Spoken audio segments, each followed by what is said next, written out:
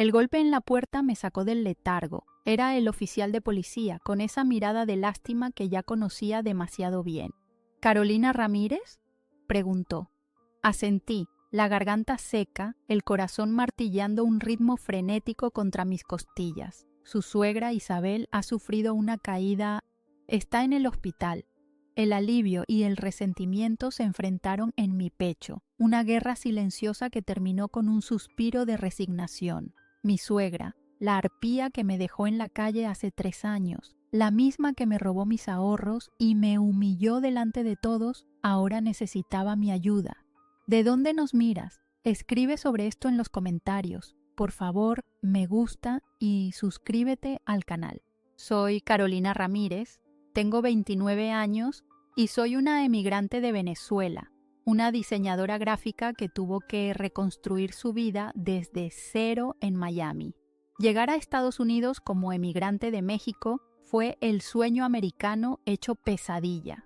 Mi esposo, Antonio, un hombre bueno pero indeciso, se quedó atrapado entre su madre, Isabel, una mexicana de 58 años con un corazón de piedra, y yo. Isabel, mi suegra, me odiaba desde el primer momento. Me veía como una amenaza, una oportunista, una emigrante de Venezuela que solo quería aprovecharse de su hijo. Desde el principio, la manipulación fue sutil. Comentarios hirientes disfrazada de consejos maternales, susurros al Antonio retorciendo mis palabras, pequeñas desapariciones de dinero de nuestra cuenta conjunta. Luego, la intensidad aumentó. Escándalos públicos, mentiras a mi familia, intrigas para sabotear mi trabajo. Era una guerra psicológica constante que me fue desgastando lentamente. Recuerdo la noche que me echó de casa mientras Antonio, paralizado por el miedo y la culpa, miraba sin hacer nada. Esa noche, como emigrante de México, me sentía más sola que nunca.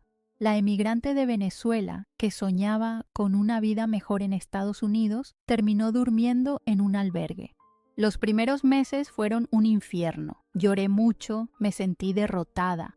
Pero la emigrante que una vez fui no se quedaría vencida. Me levanté, busqué ayuda en organizaciones para inmigrantes, conseguí un trabajo mejor y un pequeño apartamento. Me apoyé en la comunidad latina de Miami. Años después, gracias a amigos y el esfuerzo incesante, me convertí en una profesional exitosa.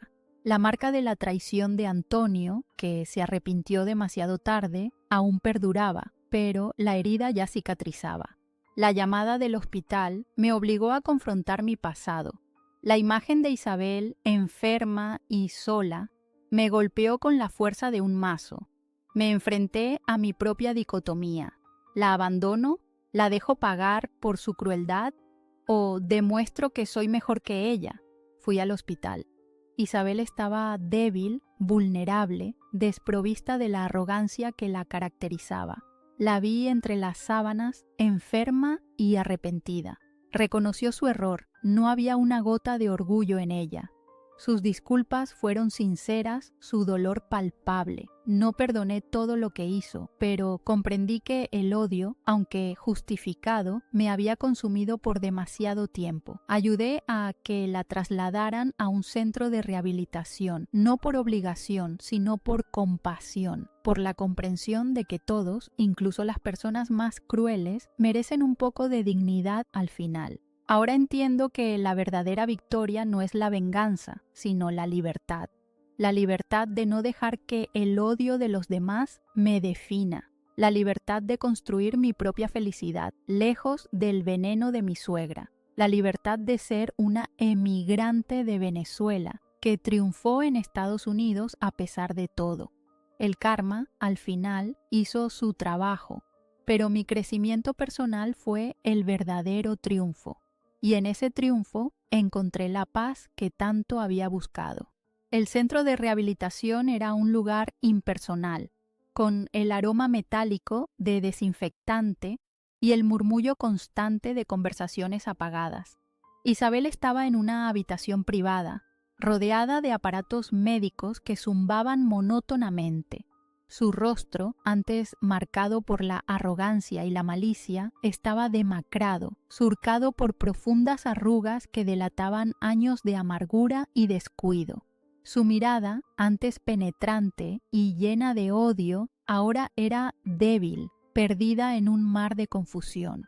La veía y no reconocía a la mujer que me había hecho tanto daño. Era solo una anciana enferma, vulnerable, dependiendo de la ayuda de otros. Las primeras semanas fueron difíciles. Intenté mantener una distancia profesional, ocupándome de sus necesidades básicas sin dejar que la empatía nublara mi juicio. Le ayudaba con sus medicinas, le preparaba su comida, le leía en voz alta, pero siempre mantuve un muro invisible entre nosotras.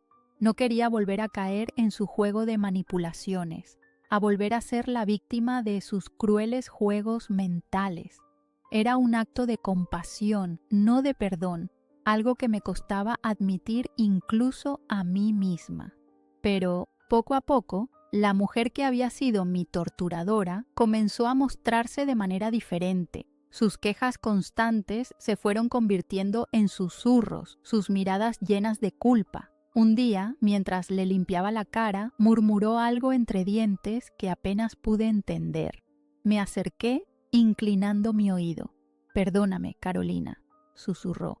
Su voz apenas audible. Fue la primera vez que pronunciaba mi nombre sin desprecio. Las palabras resonaron en mi mente, rompiendo el hielo que había construido a su alrededor. En ese momento vi a una mujer destrozada por la enfermedad, el arrepentimiento y la soledad. No era solo mi suegra, la mujer que me había causado tanto dolor, sino también una persona herida, necesitada de afecto y perdón. Esa imagen desencadenó una oleada de emociones encontradas en mi interior. El dolor, la rabia y el resentimiento, todavía latentes, chocaron con una nueva sensación, la compasión. Comencé a hablarle, a compartirle algunas anécdotas de mi vida. Le enseñé fotos de mi trabajo, de mis amigos, incluso de mi vida en Venezuela antes de emigrar a México. Hablé de mis sueños, de mis miedos, de mis logros y, sorprendentemente, ella escuchaba con una atención que nunca antes había mostrado. Era como si estuviera conociéndola por primera vez, descubriendo a una persona que se escondía tras la máscara de la crueldad y el orgullo. Como emigrante de Venezuela, había aprendido a ser resiliente, a sobreponerme a las adversidades. Ahora, esa misma resiliencia me permitía conectar con la fragilidad humana de mi suegra. Antonio, mi esposo, me visitaba con regularidad. Sus visitas eran breves, llenas de una mezcla de culpa y alivio. Él también había cambiado, había madurado, había comprendido el daño que había causado al no defenderme, al permitir que su madre me manipulara. Ahora veía a su madre con otros ojos, con una mezcla de pena y remordimiento. Hablar con él era más fácil ahora. El rencor se había disipado, reemplazado por una tristeza compartida por los años perdidos. Él también era un emigrante, una persona que había luchado para construir una vida lejos de su país. Había vivido en Estados Unidos, México y Venezuela, y las experiencias compartidas crearon un nuevo entendimiento. Un día, Isabel me pidió que le leyera una carta. Era una larga misiva escrita a mano, llena de disculpas, arrepentimiento y un intento de justificación, llena de historias de una vida que desconocía, una vida marcada por la pobreza, la pérdida y el miedo. Me hablaba de sus propias inseguridades, de sus miedos a que Antonio siguiera los pasos de su padre, de su propia lucha como emigrante en México. En esa carta entendí el origen de su maldad, de su miedo a perder a su hijo. Fue como si la mujer que había conocido anteriormente se esfumara, reemplazada por una mujer vulnerable y llena de arrepentimiento. La carta me conmovió, pero aún no me permitía perdonarla completamente.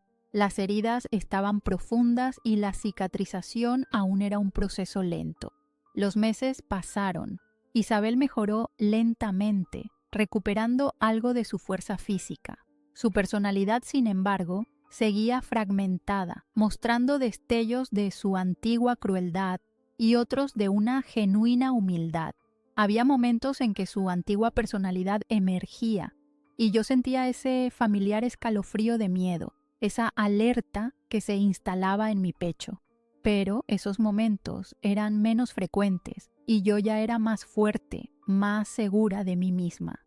Había aprendido a protegerme, a establecer límites sin recurrir al odio ni a la venganza. La transformación de Isabel era evidente, aunque lenta. Ya no era la mujer arrogante y manipuladora que había destruido mi vida. Aún le quedaba un largo camino por recorrer, pero había dado el primer paso hacia la redención. Y yo, a mi vez, había recorrido un camino aún más largo, un camino de dolor, de resiliencia y de crecimiento personal. El proceso de sanación era un camino largo y complicado, pero había comenzado a caminarlo y eso en sí mismo era un gran triunfo. El futuro estaba todavía por escribirse, pero por primera vez en mucho tiempo yo miraba hacia él con esperanza. El día que Isabel salió del centro de rehabilitación fue un día extraño. El sol brillaba con inusual intensidad, pintando el cielo de Miami con tonos vibrantes de azul y naranja. El aire, cargado de la humedad propia del clima subtropical, olía a jazmín y a mar. Era un día perfecto, irónico considerando las circunstancias. Isabel, más delgada y frágil, parecía una sombra de la mujer imponente que había conocido. Su mirada, aunque aún con destellos de su antiguo carácter, estaba teñida de una melancolía profunda. Antonio había llegado temprano, con un ramo de girasoles que contrastaba con la palidez de su madre. Había un silencio incómodo entre ellos, un silencio que yo comprendía perfectamente. El pasado aún se cernía sobre ellos, una sombra persistente que les recordaba las heridas que aún no habían sanado por completo. Isabel me miró y por primera vez en mucho tiempo no hubo odio en sus ojos, solo una especie de reconocimiento, una gratitud silenciosa que se manifestaba en un ligero movimiento de cabeza. En ese momento comprendí que el camino hacia el perdón era un proceso recíproco, una danza delicada entre el dolor y la sanación. Yo había perdonado, no por olvidar, sino por liberarme del peso del resentimiento. No había olvidado el dolor que me había causado, pero había elegido no permitirle que controlara mi vida, mi felicidad. Era un acto de liberación, tanto para ella como para mí. Isabel se quedó con Antonio durante unos meses, en una pequeña casa que él había alquilado cerca de su trabajo. Era una casa sencilla, pero acogedora, llena de la luz cálida de la tarde. Las visitas de Antonio y yo eran más regulares, aunque marcadas por un cuidadoso respeto a la distancia. Había un entendimiento tácito, una comprensión de que la reconciliación no implicaba borrar el pasado, sino aprender a coexistir con él. Durante ese tiempo empecé a trabajar en un proyecto personal. Siempre había soñado con crear mi propia marca de diseño gráfico, una empresa que reflejara mi pasión y mi visión. El tiempo que había pasado reconstruyendo mi vida me había enseñado la importancia de la independencia, de la confianza en uno mismo y del poder de perseguir tus sueños sin importar los obstáculos.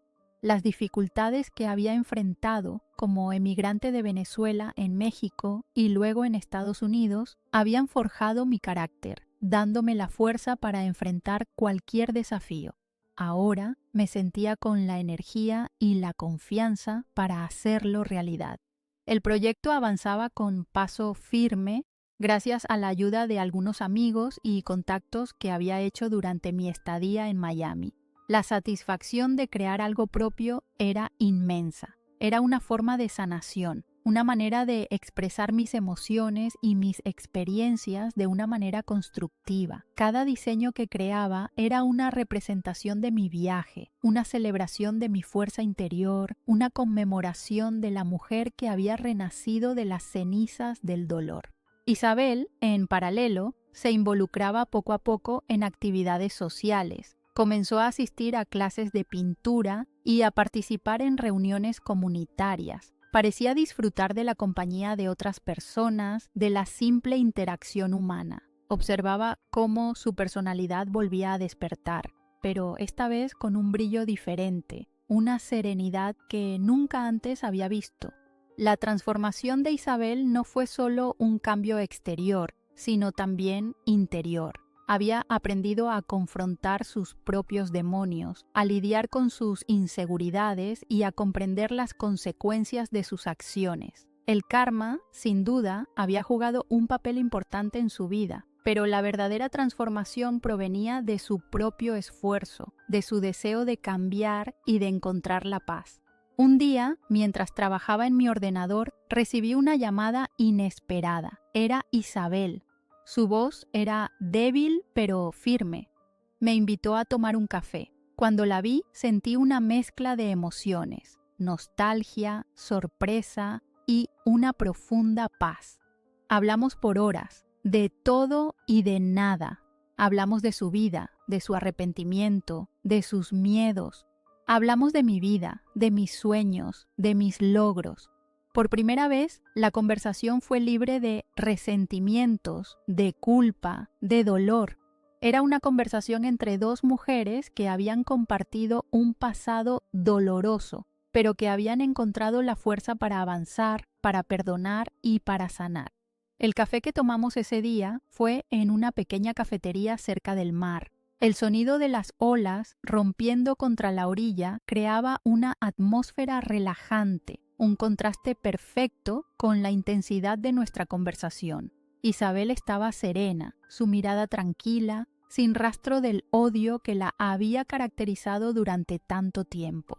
Hablamos de cosas triviales, de la belleza del atardecer, del sabor del café, pero entre líneas se percibía una profunda conexión, una comprensión mutua que había tardado años en construirse. Recordé mi llegada a Estados Unidos, la ilusión del sueño americano que se desvaneció rápidamente al enfrentarme a la realidad de la inmigración, a la hostilidad de mi suegra y a la indecisión de mi esposo. Recordé los días en el albergue, la lucha por encontrar un trabajo, la soledad que me había acompañado durante tanto tiempo. Hablar de ello ahora, con Isabel sentada a mi lado, era un ejercicio de catarsis, una liberación de los fantasmas del pasado. Ella, a su vez, compartió detalles de su vida que nunca antes había revelado. Habló de su infancia en México, de las dificultades que había enfrentado como inmigrante en Estados Unidos, de la pérdida de su esposo, del miedo a la soledad y al abandono. Sus palabras fueron un torrente de emociones contenidas durante años, una confesión que me conmovió profundamente. Comprendí que su comportamiento cruel no había sido fruto de la maldad, sino del miedo, de la inseguridad y de un profundo sentimiento de pérdida. Esa tarde, en esa pequeña cafetería junto al mar, se selló una tregua tácita, un acuerdo no hablado entre dos mujeres que habían compartido un pasado tortuoso, pero que ahora miraban hacia el futuro con esperanza. No era un perdón completo, no era un borrado de las heridas del pasado, sino una aceptación, un reconocimiento de la fragilidad humana, una comprensión de que todos somos capaces de cometer errores, de herir a los demás y de arrepentirnos sinceramente. En los meses siguientes, nuestra relación evolucionó lentamente. Nos reuníamos con frecuencia, a veces para tomar café, otras para ir de compras o simplemente para charlar. Hablábamos de nuestras vidas, de nuestros sueños, de nuestras frustraciones. Compartiendo historias, risas y algunas lágrimas, fuimos construyendo un vínculo nuevo, un vínculo basado en el respeto, la comprensión y la compasión. Antonio, por su parte, recuperó la relación con su madre, aunque con una prudente distancia que impedía que la dinámica de control volviera a repetirse. Mi negocio de diseño gráfico prosperaba. El éxito no solo era un logro profesional, sino una prueba tangible de mi resiliencia, de mi capacidad para superar las adversidades y construir una vida plena a pesar de las dificultades. Cada proyecto era un desafío, una oportunidad para demostrar mi talento y para compartir mi visión con el mundo. Era una forma de honrar mi pasado, de convertir el dolor en inspiración y de demostrar que era posible superar las tragedias y encontrar la felicidad. El tiempo, ese gran sanador de heridas, había tejido una nueva realidad. La cicatriz del pasado permanecía, pero ya no era una herida abierta, sino una marca que recordaba mi fuerza y mi capacidad de resiliencia. Isabel y yo habíamos encontrado la paz, no como un olvido, sino como una aceptación de lo sucedido, una comprensión de que el perdón es un proceso complejo y gradual que requiere esfuerzo, paciencia y una profunda introspección. Un día, mientras revisaba mis correos electrónicos, recibí una notificación de una prestigiosa agencia de diseño de Nueva York.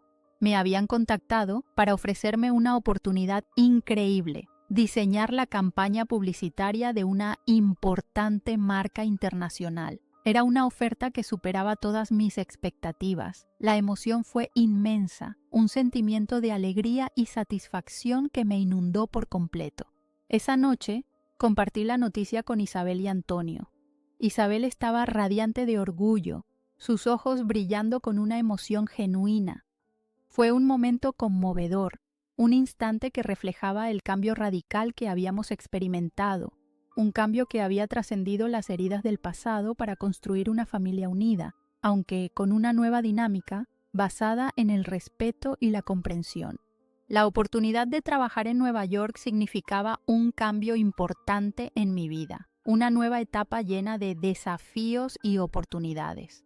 Pero esta vez la perspectiva era diferente. Había aprendido de mis errores, había encontrado mi propia fuerza interior y me sentía preparada para enfrentar cualquier obstáculo. El camino no había sido fácil, pero la lección aprendida había sido invaluable. La importancia del perdón, del amor propio y de la capacidad de construir una vida plena a pesar de las adversidades.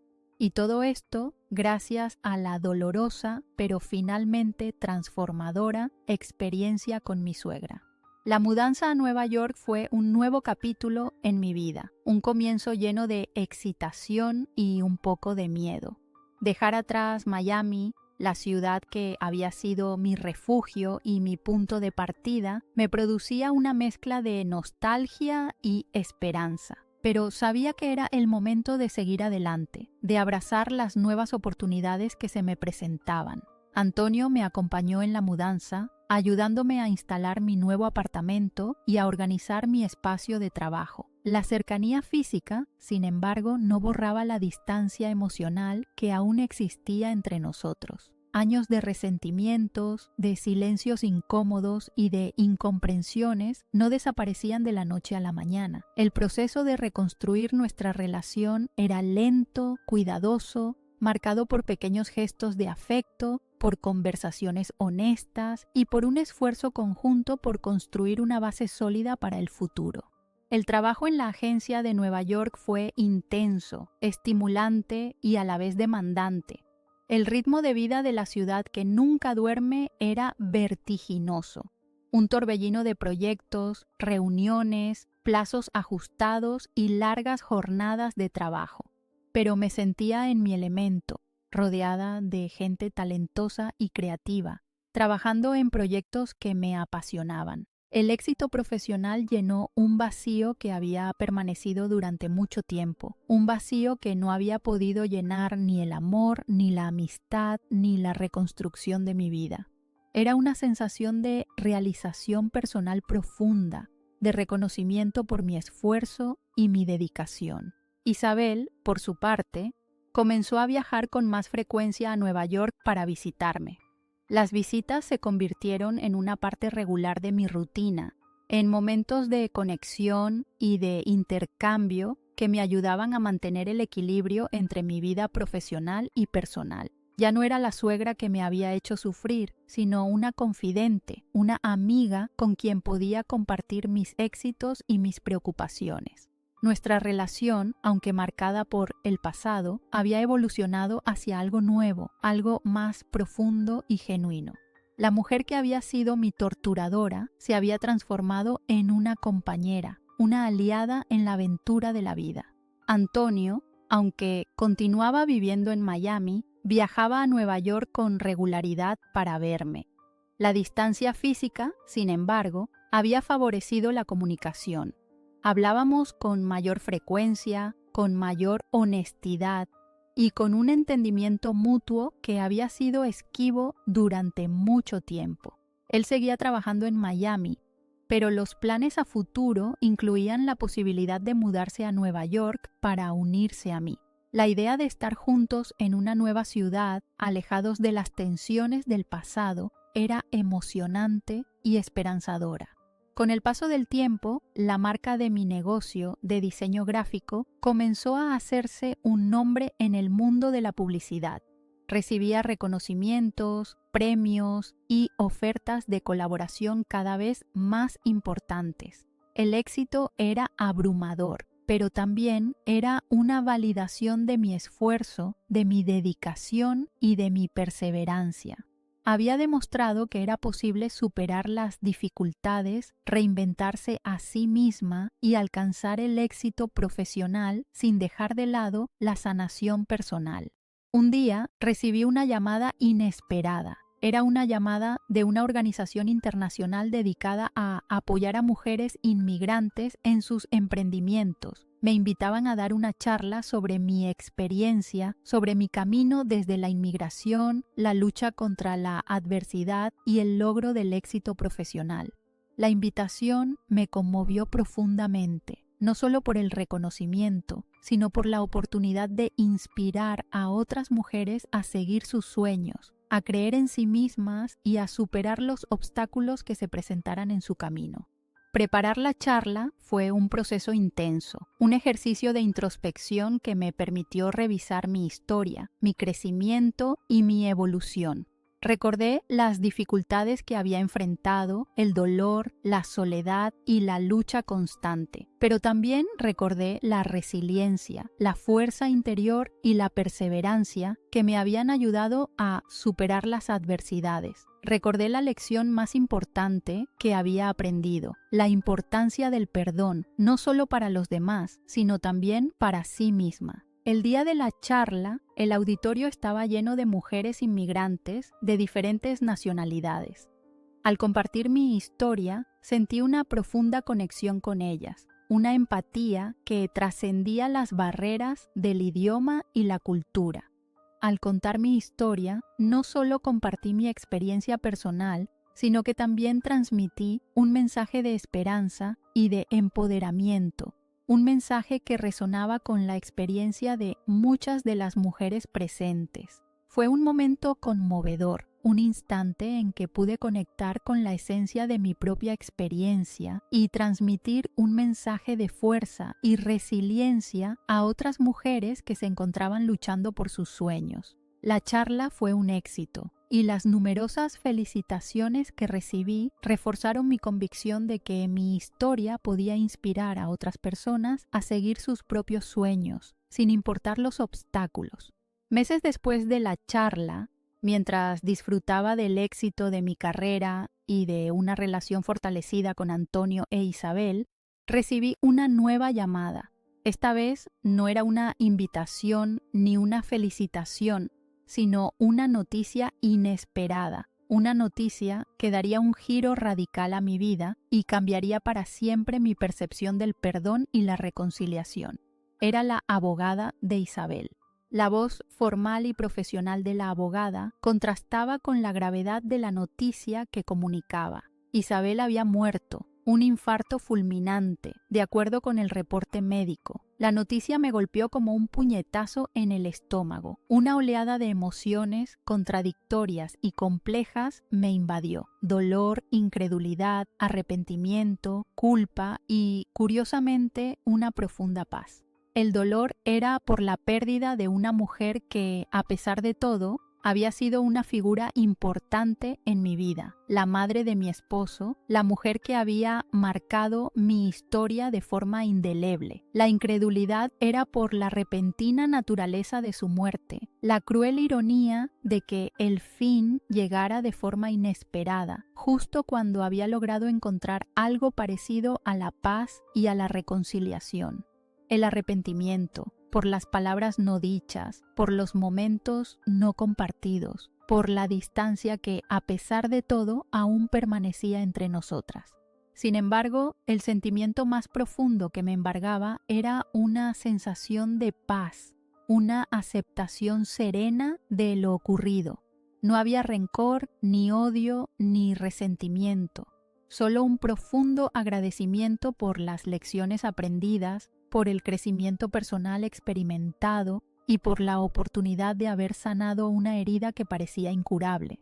El camino recorrido desde el odio hasta la comprensión había sido largo y doloroso, pero había valido la pena. El funeral fue sencillo, íntimo, con la presencia de Antonio, algunos familiares de Isabel y unos pocos amigos cercanos. Había una tristeza palpable en el ambiente, una tristeza mezclada con la resignación de la pérdida y la aceptación del ciclo de la vida. En ese momento, observando el féretro, comprendí que la verdadera victoria no estaba en la venganza ni en la justicia, sino en la capacidad de perdonar, de sanar, de seguir adelante.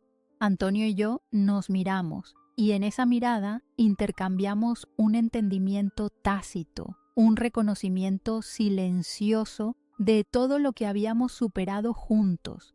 Había sido un camino arduo, lleno de obstáculos, lleno de dolor, pero habíamos salido adelante, más fuertes, más sabios, más unidos.